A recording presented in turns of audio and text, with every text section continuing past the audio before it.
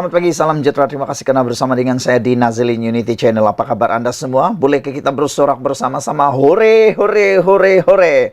Macam menonton bola sepak lah pula. Tapi tak apalah.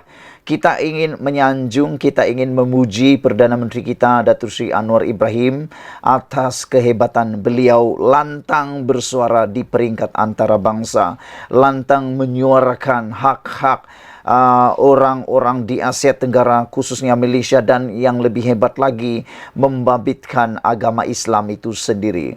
Kalau selama ini Anwar Ibrahim dilihat dengan sebelah mata, kononnya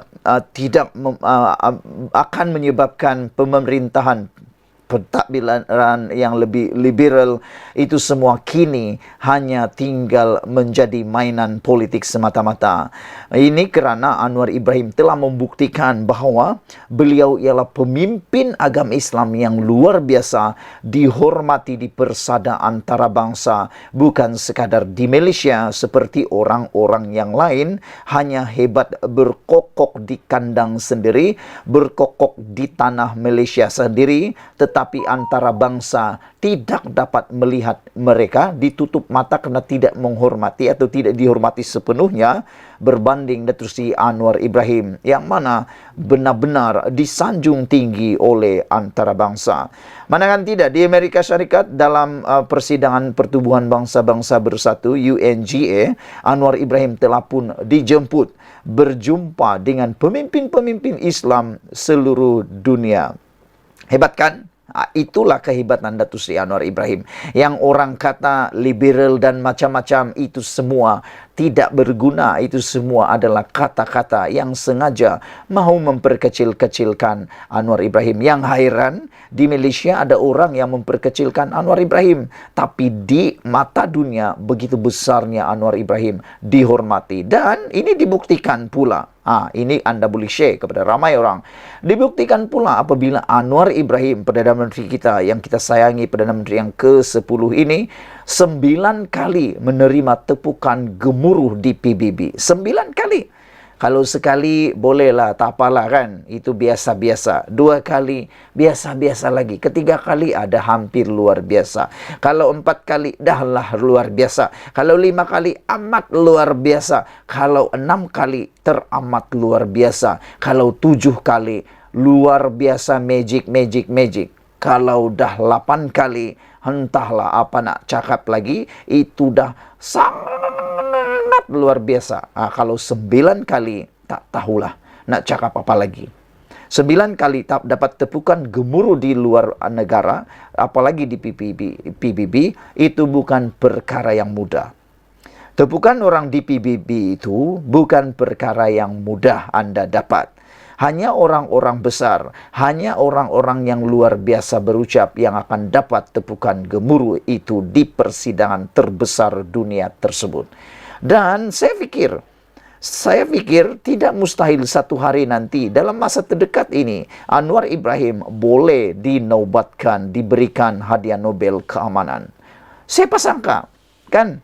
Dan siapa boleh menafikannya? Mungkin satu hari nanti dia akan diberikan hadiah Nobel keamanan. Kita berdoa untuk itu supaya Datuk Seri Anwar Ibrahim boleh menerimanya. Semalam 9 kali Anwar Ibrahim terima tepukan gemuruh di PBB. Perdana Menteri Datuk Seri Anwar Ibrahim menerima tepukan gemuruh 9 kali semasa menyampaikan kenyataan negara. Anggota delegasi Malaysia yang turut sama menyertai beliau, Datuk Puan Zarkasi, mencatatkan bibit tersebut di dalam hantaran Facebooknya. Beliau mahu PBB committed menyelesaikan konflik antarabangsa hari ini, terutama bila beliau menyentuh konflik Rusia-Ukraine, Islamofobia dan A Better World for Tomorrow. Perdana Menteri ke-10 menyentuh berbagai isu penting termasuk low carbon and renewable energy roadmap. Perdana Menteri ke-10 turut menjelaskan konsep kerajaan madani dan betapa pentingnya menghadapi cabaran rasisme bentuk baru. Wah, ini memang luar biasa. 9 kali dapat tepukan di peringkat antarabangsa. perjumpaan besar seperti ini, yaitu di PBB, bukankah itu hebat? Tapi ada juga orang yang berucap dalam persidangan PBB, jangankan nak dapat tepukan gemuruh, nak cakap dalam bahasa Inggris pun terkontang-kontang, tak tahulah boleh dapat tepukan atau tidak. Anda nilailah sendiri. Sekian dulu untuk kali ini. Jangan lupa tinggalkan komen Anda. Sila tekan butang subscribe Malaysia kita punya. Kita juga sama-sama cintai Malaysiaku. Bye-bye. Selamat pagi, salam sejahtera. Terima kasih kerana bersama dengan saya di Nazilin Unity Channel. Pilihan raya pelanggai tidak lama lagi akan dilaksanakan atau dibuat. Namun demikian, bukan itu yang mengejutkan kita. Menurut sumber, akan ada rombakan kabinet selesai atau seusai PRK pelanggai. Yang kita nak tahu ialah siapa menteri kabinet yang akan reshuffle, atau adakah menteri kabinet yang akan turut dipecat. Dengan kata petik dipecat kerana ditukar oleh orang lain. Kerana sebelum ini ramai juga yang cakap-cakap bahawa ada dalam kalangan menteri kabinet yang tidak perform sepenuhnya. Adakah Anwar Ibrahim sudah membaca dan menghidu perkara tersebut?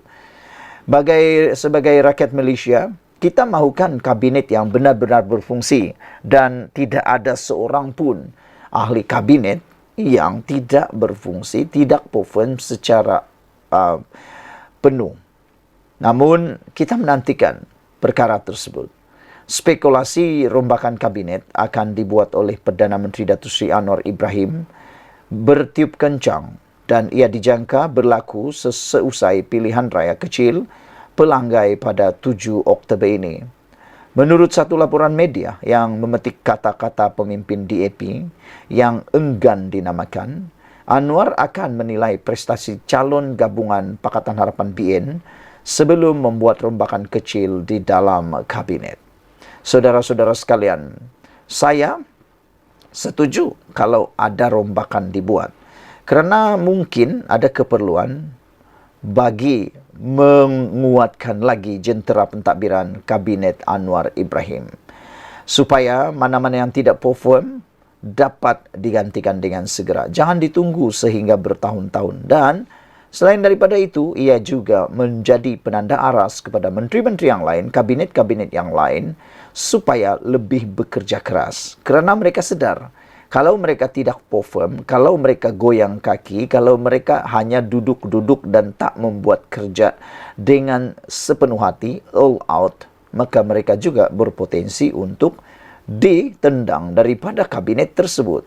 Tindakan ini sebenarnya satu tindakan yang amat bijak daripada Anwar Ibrahim, supaya ia memberikan isyarat jelas kepada semua menteri, ahli kabinet, KSU maupun ketua-ketua yang besar di mana-mana kementerian, supaya mereka alert dengan isyarat bahawa kalau tak perform, lebih baik tinggalkan jawatan tersebut. Itu isyarat yang mungkin ingin disampaikan jelas oleh Datuk Seri Anwar Ibrahim. Apa pendapat anda semua?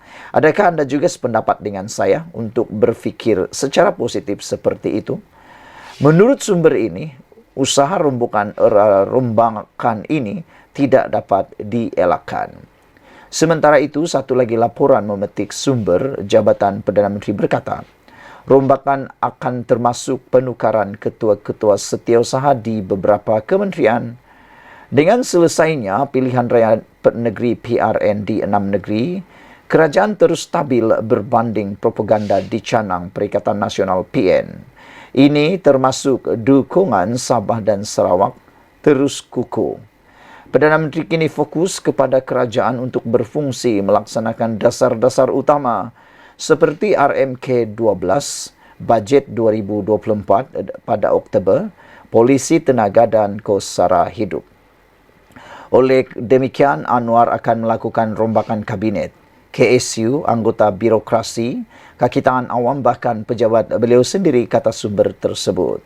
Sumber tersebut juga menambah rombakan dan akan dilakukan Anwar bagi memperkemaskan penambahbaikan dalam usaha komunikasi kerajaan. Misalnya, jentera bahan atau penerangan dilihat tertinggal berbanding Perikatan Nasional. Proses rombakan mesti disusunkan akan dilaksanakan dalam masa terdekat, kata beliau lagi. Saudara-saudara sekalian, sekali lagi saya nak minta pendapat anda semua. Apa pendapat kamu kalau rombakan ini dibuat dengan segera? Adakah anda juga berpendapat sama dengan saya supaya ianya menjadi lebih hebat, jentera lebih kuat, dan kita akan menikmati kesan positif tersebut? Sekian dulu untuk kali ini. Jangan lupa tinggalkan komen anda. Sila tekan butang subscribe. Malaysia kita punya, kita juga sama-sama cintai Malaysiaku. Bye-bye. Selamat pagi, salam sejahtera. Terima kasih karena bersama dengan saya di Nazilin Unity Channel. Apa kabar semua? Anda pasti akan menyukai konten yang satu ini. Ini adalah tentang kemenangan besar yang kita tunggu-tunggu, penafian besar yang kita tunggu-tunggu, keputusan besar yang kita tunggu-tunggu daripada Anwar Ibrahim. Ini apabila seringkali Anwar Ibrahim dihina, dicaci, dimaki, bahkan dikaitkan dengan serangan yang paling jijik sekali, yaitu LGBT. Kali ini Anwar Ibrahim memberikan jawaban mutlak yang paling kita tunggu-tunggu. Bukan disampaikan sekadar di televisyen Malaysia, di media Malaysia, di media sosial Malaysia, bukan saja disampaikan dalam negara Malaysia, tetapi di antara bangsa, yaitu di Amerika Syarikat, bahkan melalui CNN. Jadi akhirnya orang yang cuba menghina, yang cuba mengeji, yang cuba mempertikai Anwar Ibrahim berkaitan dengan LGBT, lepas ini mereka pasti akan muroyan yang tak sudah. Kerana terbukti Anwar Ibrahim melalui temu bual dan wawancara di Amerika Serikat yang disiarkan di CNN, Anwar Ibrahim tidak mengiktiraf LGBT. Kalau lepas ini ada lagi yang kata-kata kononnya dia mengiktiraf atau melindungi dan sebagainya, itu satu tindakan fitnah dan satu pembohongan yang luar biasa dan bolehlah dianggap melakukan dosa yang besar. Kerana Anwar Ibrahim kata dia tidak mengiktiraf LGBT, namun dia katakan elak berikan gangguan terhadap mereka. Perdana Menteri Datuk Seri Anwar Ibrahim menegaskan bahawa golongan LGBT tidak akan sama sekali diiktiraf di bumi Malaysia. Tahniah Anwar Ibrahim kerana memberikan keputusan muktamad sah daripada mulut beliau sendiri.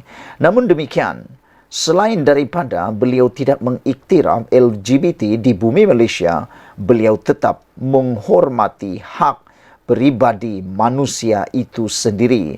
Apabila Anwar Ibrahim kata, elak ganggu terhadap mereka. Pada masa yang sama, kata Anwar Ibrahim, gangguan terhadap kumpulan ini perlu dielakkan sama sekali. Makna kata, kita tidak mengiktiraf, agama tidak mengiktiraf, bahkan kalau boleh kita nak mereka bertaubat dengan segera. Tetapi kalau itu ada, jangan diganggu, kata Datuk Seri Anwar Ibrahim. Elakkan diganggu sama sekali. Undang-undang baik untuk Muslim dan bukan Muslim, termasuk Hindu dan Buddha, mempunyai konsensus tidak menerima ini di negara ini, kata Datuk Seri Anwar Ibrahim. LGBT, aksi mereka di tempat awam terbuka, tetapi apakah kita mengganggu mereka? Itu persoalan lain, kata Datuk Seri Anwar Ibrahim. Saya tidak menyokong usaha mengganggu mereka. Isu jam switch tiada dakwaan dibuat, tegas Anwar lagi. Beliau berkata demikian semasa diwawancara Kristen Amanpour di dalam rancangan Bual Bicara Amanpour yang disiarkan di CNN. Amanpour membangkitkan persoalan itu dalam konteks jam switch yang dirampas oleh Kementerian Dalam Negeri. Syarikat Jam Antarabangsa tersebut telah memfailkan semakan kehakiman untuk mencabar rampasan tersebut. Amanpour menyatakan kaki tangan syarikat tersebut diugut dengan hukuman penjara selama 3 tahun. Kata Anwar Ibrahim, saya tidak boleh mempertahankan kesemua tindakan pihak penguatkuasa. Adakah anda mahu melihat perubahan dalam tindakan penguatkuasaan? Tanya Amanpour. Kata Anwar Ibrahim, dia menjawab, tentu saya menghormati konsensus rakyat, tetapi ia tidak boleh dilihat sebagai gangguan, kata Anwar Ibrahim. Aman Pol kemudian berhujah bahawa perbuatan liwat membawa hukuman penjara 20 tahun dan Anwar sewajarnya sensitif terhadap perkara tersebut, memandangkan beliau sendiri berdepan dan dipenjarakan di atas tuduhan tersebut. Anwar Ibrahim kata, ya, saya telah pun menyatakan kita perlu menyemak semula undang-undang, kata beliau. Ia tidak boleh disalahgunakan. Dalam kes saya, ia digunakan untuk pendakwaan terpilih politik, kata Anwar Ibrahim. Akhirnya, kita perlu menghormati sentimen umum rakyat Malaysia. Adakah ini bermakna ada amalan tidak tanya, tidak jawab soal Aman Po? Anwar Ibrahim jawab, kita memang perlu bertoleransi, tapi isu terhadap golongan LGBT ialah gangguan. Ia perlu dielakkan, kata Datuk Seri Anwar Ibrahim lagi. Itulah dia jawapan yang cukup lantang, cukup berani dan cukup luar biasa daripada Anwar Ibrahim. Bijaknya Anwar Ibrahim menengani media bukan saja di Malaysia tetapi media antarabangsa. Siapa kata Anwar Ibrahim adalah pemimpin yang tidak hebat? Dia adalah pemimpin yang terbaik setakat yang ada sehingga kini di Malaysia. Lihat saja kepada pemimpin-pemimpin yang lain, perdana yang lain, belum ada ataupun kalau ada pun belum sehebat Anwar Ibrahim. Dan lebih mengecewakan ada Perdana Menteri yang jangan kata nak berhadapan dengan CNN, nak berdepan dengan media Malaysia pun tak berani. Sekian dulu untuk kali ini. Jangan lupa tinggalkan komen anda. Sila tekan butang subscribe. Malaysia kita punya, kita juga sama-sama cintai Malaysiaku. Bye-bye. Selamat datang, salam sejahtera. Terima kasih kerana bersama dengan saya di Nazlin Unity Channel. Ini isu yang paling hangat dan paling menarik sekali sepanjang hari ini. Pertama sekali ialah apabila Anwar mengatakan reformasi tidak mati. Kerana seringkali kebelakangan ini, Datuk Seri Anwar Ibrahim bahkan parti gabungan Pakatan Harapan diejek dan dicemu khususnya oleh Khairi Jamaluddin juga apabila beliau mengatakan bahawa reformasi kini berubah kepada reformati. Namun demikian, yang menghairankan analisis politik dan juga akar umbi Pakatan Harapan ialah mereka bertanya sejauh mana Khairi Jamaluddin memahami reformasi yang dibawa oleh Parti Pakatan Harapan. Kenapa tiba-tiba Khairi Jamaluddin bercakap tentang reformasi, kata mereka. Apa hak Khairi Jamaluddin untuk bercakap tentang reformasi, kata mereka lagi. Perdana Menteri Anwar Ibrahim berkata, hakikat bahawa ahli partinya sendiri bebas mempersoalkan dasar dan tindakan kerajaan adalah bukti jelas bahawa pentadbirannya tidak meninggalkan agenda reformasi yang dijanjikan selama ini. Beliau berkata demikian semasa menjawab soalan Christian Aman Po dari CNN mengenai kritikan oleh ahli partinya sendiri, ahli Parlimen Pasir Gudang, Hassan Abdul Karim, yang mendakwa bahawa Anwar telah meninggalkan agenda reformasinya mengenai usaha membenteras rasuah. Lihatlah dari sudut positif, seorang ahli dari parti saya sendiri menyuarakan kritikan terhadap saya. Ia adalah proses yang sangat demokratik, kata Anwar Ibrahim lagi. Kritikannya mengenai isu itu, apa yang anda kira saya perlu lakukan? Adakah saya kemudian mengarahkan sahaja peguam negara supaya mengubah keputusannya? Kata Anwar Ibrahim. Ini menunjukkan Datuk Seri Anwar Ibrahim tidak sama sekali mencampuri urusan mahkamah maupun peguam negara. Kalau Anwar Ibrahim melakukan itu, pastilah mungkin perubahan keputusan mahkamah berubah. Tetapi apabila tidak ada perubahan, makna kata Anwar Ibrahim memang telah pun melakukan reformasi seperti yang telah dinyatakannya sebelum ini. Wawancara dengan Aman Po yang berlangsung di New York disiarkan oleh CNN pada pukul 1 pagi waktu tempatan. Terdahulu, Anwar yang berada di New York sejak Khamis telah menyampaikan ucapan di Perhimpunan Agung Pertubuhan Bangsa-Bangsa Bersatu UNGA ke-78 buat kali pertama sebagai Perdana Menteri pada Jumaat.